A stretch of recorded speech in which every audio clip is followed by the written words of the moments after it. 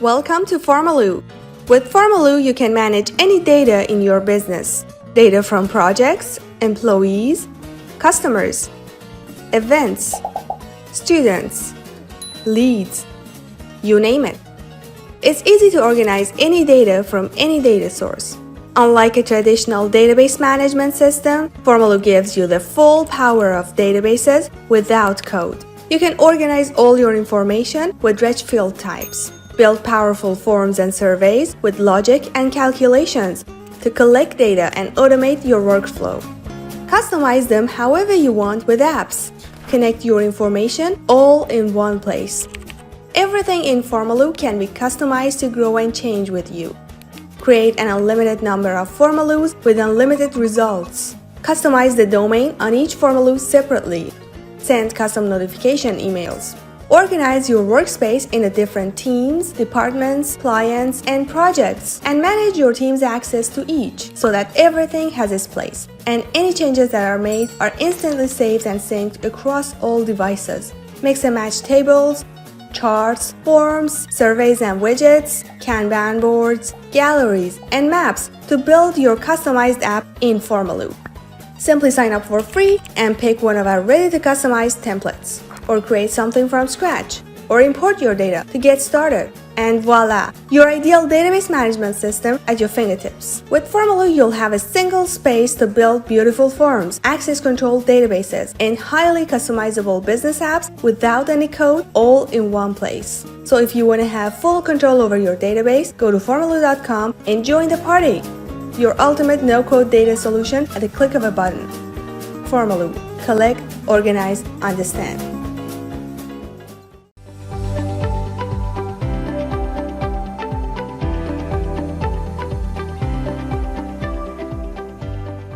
Hi everyone! In this video, I want to show you how you can use the variable field in your form and calculate formulas based on the responses your audience is giving in the forms you create. So as an example, we've created a template for calculating the area of different geometric shapes and published it in the templates gallery. You can use it and play with it as you wish. And I want to show you how it's working. It's a very cool example. If you edit the template and start using it, you will have a folder like this one you're seeing here, and the folder has different formulas in it. And if you open each of them, you see that it has different fields. And if I edit, like for example 4 to 3, you see that here it changes to 3, and like, let me show you. As you see, it's changing and it's calculating the area of the shape. Let's see how it's working. In the app Formaloo, you see it's called Area Calculator app. If you click on it and go to the app builder page, you see that there's a description here. We don't want that for now. And here we have different pages for each of the geometric shapes. So let me get back to the folder. And here you see that if I click on each of these forms and click edit, I can edit the form and change it as I want. So for example, let's get to the circle area. If you click on the field of radius here and go to, let me move it here, and go to the ID property of the radius field, you see that we've put a radius property ID to it, so we can call it later. So let me show you how we call it.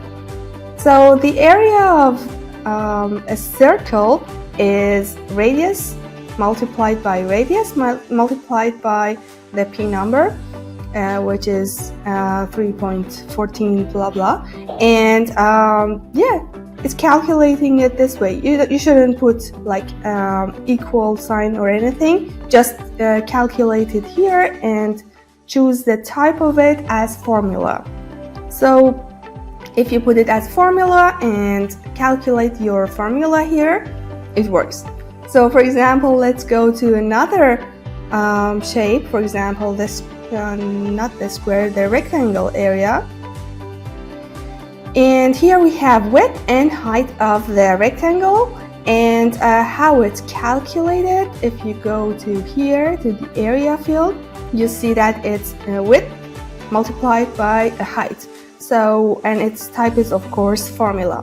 So here you see that the width has an idea of width and the height has an idea of height. And you just put the ID here and call them here. So whatever the user puts in the width field, it will be multiplied by whatever the user puts in the height field, and it will calculate it, multiply them together, and put it in the formula field. The variable field won't be visible in the form itself because it's just something you want to calculate or you want to use inside your form calculations, in your logic, for example, or in the formula. If you want to show it to the users, you can.